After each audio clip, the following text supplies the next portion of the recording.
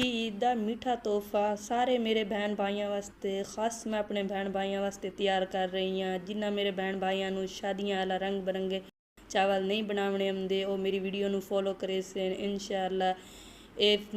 एक बारी फॉलो करे सो ना तो बिल्कुल इतने मज़ेदार चावल तुसा तैयार करे सो। बिस्मिल्लाहिर्रहमानिर्रहीम, अस्सलामु अलैकुम। उम्मीद करेनी सारे मेरे बहन भाई ठीक हो सो। सब तो पहले मैं देगची पानी शामिल कर लिया। पानी गर्म हो गया तो वो मैं आधा किलो के बराबर चावल शामिल कर लिया। चावलों में चंगी तरह धो लिया, वॉश कर लिया।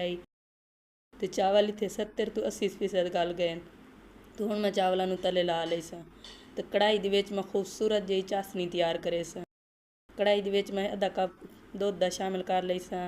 आधा कप दुध दा शामिल करन तो बाद इहदे विच शुगर पाउडर शामिल कर लई सा, चीनी दा पाउडर शामिल कर लई सा। चीनी दा पाउडर अगर शामिल करे सो ना तो चाशनी बिल्कुल ज़बरदस्त तैयार हो सी। तो अगर चीनी आप शामिल करिए तो फिर चीनी मैल्ट होंदे होंदे झट लग पैंदा है पिया, तो फिर चाशनी भी सही तरह नहीं तैयार होंदी। अगर पाउडर बना के तुसी चाशनी तैयार करे सो तो इतनी ज़बरदस्त खूबसूरत जी चाशनी तैयार हो गई सी। अल्हम्दुलिल्लाह माशाअल्लाह इतने चाशनी दे बड़े खूबसूरत जी तैयार हो रही है। तो हुण मैं इहदे विच 2 तो 3 सब्ज़ इलायची शामिल कर दे सा खुशबू वास्ते, खूबसूरती वास्ते। तो नाल दे नाल ऑयल भी शामिल कर लई सा आधा कप दे बराबर। तो ये चाशनी बनाना बहुत आसान तो इंज झटपट च चाशनी बन वही है। भाई 2 मिनट सिर्फ मज़ीद और मैं पकाई सा चाशनी नूं घी शामिल करन तो बाद। अल्हम्दुलिल्लाह माशाअल्लाह चाशनी इत्थे तैयार है पई। तो हुण मैं इहदे विच उबले हुए चावल शामिल करे सा। चावलों में पहले उबाल लिया है। बिस्मिल्लाहिर्रहमानिर्रहीम। चाशनी दे नाल हल्के हत्थां नाल मिक्स कर लई सा।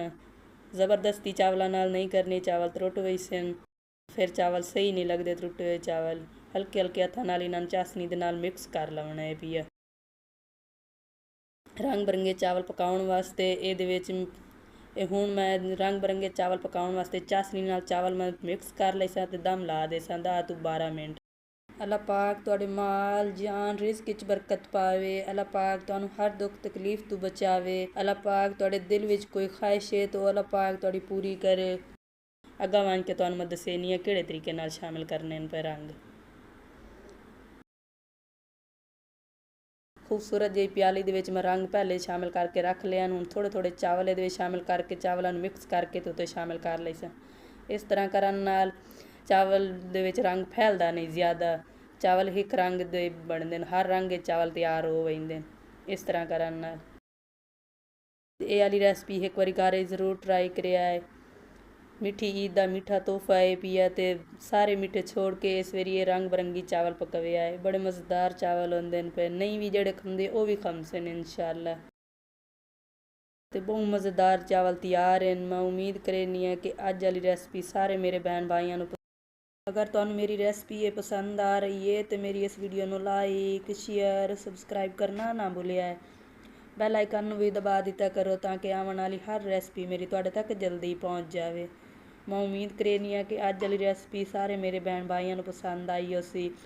इस मेरी वीडियो को लाइक शेयर भी कर दिता करो अपने बहन भाइयों नाल, अपने दोस्तों नाल। अल्लाह पाक तुहानू अपने हिफ्ज़ो ईमान विच रखे। अगली वीडियो च मुलाकात हो सी। अल्लाह हाफिज़।